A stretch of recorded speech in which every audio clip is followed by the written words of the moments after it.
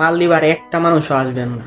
আপনি যদি 2026 সালে এসে মালদ্বীপ আসেন, তাহলে আপনার মতন বলদ আর এই পৃথিবীতে আরেকটুও নাই। আসসালামু আলাইকুম এভরিওয়ান। তো সবাই কেমন আছেন? তো আজকে আমি মালদ্বীপকে নিয়ে কিছু কথা বলতেছি। বর্তমানে মালদ্বীপ দেখা যাচ্ছে 2026 সালে এসেও অনেক লোক আসতেছে। তো মালদ্বীপ এর অবস্থা একেবারেই খারাপ, কাজ কাম নাই, অনেক লোক বসে আছে।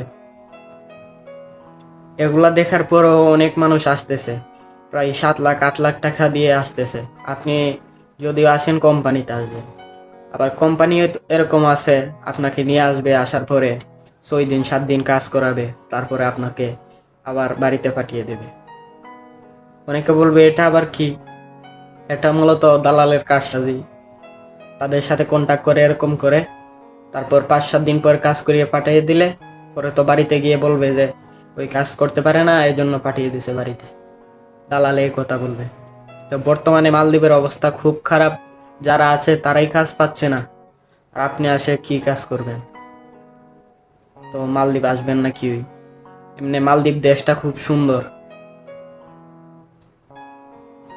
আজকেও দেখছি একটা ভিডিও, প্রায় 7 লাখ টাকা ঋণ করে আসছে, আসার পরে 19 দিন পরে কোম্পানি তাকে বাড়িতে পাঠিয়ে দিছে। স্ক্রিনে দেখাচ্ছি ভাইটাকে। এর আগেও আরেকজন আসছে, বলছে যে রেস্টুরেন্টের কাজ, বেতন হবে 80,000 টাকা।